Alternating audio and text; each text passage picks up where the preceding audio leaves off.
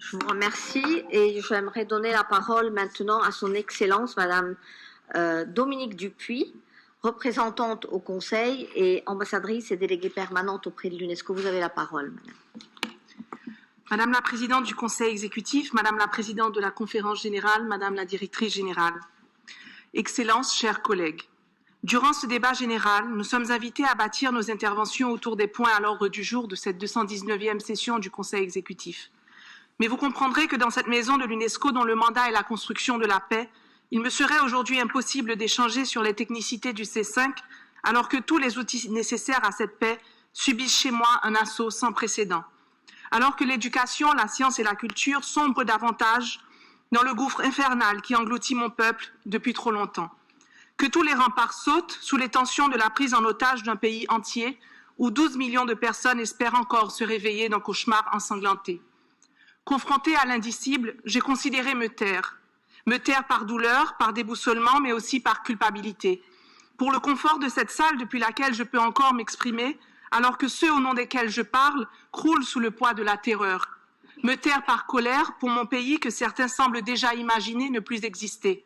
Je refusais de vous étaler ici l'anatomie d'une chute, de vous dire que depuis voyons la main de ceux qui nous y ont poussés, ces mains qui pourraient encore, si elles le voulaient, nous tendre une perche. Il me semblait vain de vous décrire la gangrène du tissu social. Vous la lisez déjà dans vos journaux. Vain de vous expliquer la putréfaction de l'espoir. Vous la voyez déjà sur vos écrans. Vain de vous raconter l'immolation d'une jeunesse. Je refusais d'alimenter l'algorithme qui décide des priorités de l'aide internationale, de prendre part aux funestes enchères de la pitié, de participer à l'encan de la crise la plus grave, de faire concurrence à celui qui comptera le plus de morts, qui criera le plus fort son angoisse, qui articulera le mieux cette faim qui ronge le corps et l'âme de plus de 5 millions de personnes, dont la majorité sont des enfants. Je refusais de vous dire qu'une capitale se transforme en tombeau béant et que, comme moi, tous mes concitoyens sentent leurs tripes s'extirper de leur corps, zombifiés par l'effroi. Que nous perdons tous, minute après minute, dans cette descente vertigineuse vers un inconnu effrayant. Nous perdons tous, mais certains perdent davantage, certains perdent tout.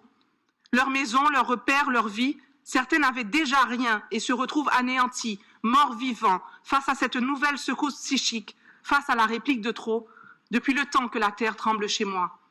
Que cette guerre, ce fratricide n'est pourtant pas que notre plaie, mais celle du monde entier, que mon pays se retrouve à la croisée d'enjeux planétaires, tant humanitaires, climatiques que sociopolitiques, un avant-théâtre d'un effondrement qui nous implique tous. Oui, il aurait peut-être mieux valu se taire aujourd'hui. Vous avouez que je n'ai ni primeur à partager, ni potion magique à vanter. Laissez libre cours à vos débats et me terrer dans un coin, fermer les yeux, serrer les poings et attendre. Espérer que l'orage passe, que les monstres s'évaporent. Si seulement je n'avais pas eu à consulter récemment les archives de l'UNESCO, si seulement je n'avais pas eu la preuve tangible entre les mains que ce qui se dit ici s'inscrit dans des annales qui nous transcendent, une histoire destinée aux hommes et aux femmes de demain qui nous jugeront, tant sur ce que nous avons dit, sur ce que nous avons fait, que sur nos silences. Une histoire qui viendra soit nous saluer, soit nous hanter. Alors se taire aujourd'hui serait capituler, être complice du sort abject des enfants de mon pays, privés de leur droit à l'éducation, privés de leur seul repas par jour, privés de leur droit à la dignité, interdits de jouer, interdits de rêver, interdits de vivre. Complices des salles de classe où seul prend lieu le sombre ballet des esprits errants d'étudiants et d'enseignants tués par balles. Complices du sort des filles et des garçons violés en toute impunité. Complices du sort des artistes et des artisans qui ne peuvent plus créer, plus vendre, ni leur œuvre, ni leurs rêves. Du sort des athlètes qui ne brillent que s'ils sont déjà ailleurs. Des scientifiques qui, comme les agriculteurs, traversent sans baluchon les fils barbelés d'une frontière fermée. Du sort des journalistes contraints à l'exil, vigies de l'horreur, au péril de leur vie. Se taire serait abandonner, renier les combats pionniers menés par les fondateurs de ma nation, cracher sur le courage de ceux qui continuent, obstinément, encore aujourd'hui, à résister au bord du précipice. Se taire serait trahir la mémoire de ceux qui succombent à l'abîme, trahir les cadavres calcinés, les corps mutilés qui ponctuent le quotidien de Port-au-Prince.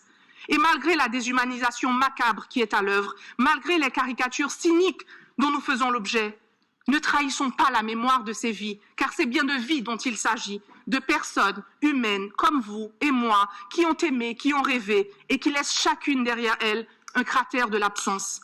Ces morts dont nous ne pouvons même pas faire le deuil puisqu'il est impossible de pleurer le départ d'un être lorsque nous observons impuissants l'agonie lente de toute une nation. Madame la directrice générale, je tiens à vous remercier de votre engagement constant, renouvelé encore ce matin, ainsi que celui des États membres comme le Chili, en faveur de mon pays. Ces élans m'émeuvent et m'encouragent.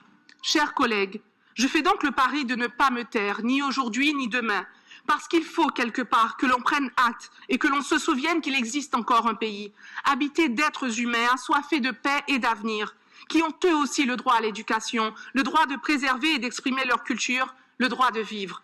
Je vous raconterai ce pays qui peut, qui veut et qui va renaître. Cette terre de Dessalines, de Catherine Flon, de Suzanne Comer-Sylvain. Cette terre de la soupe Jomou, de la cassave et du compas. Cette terre du KPK.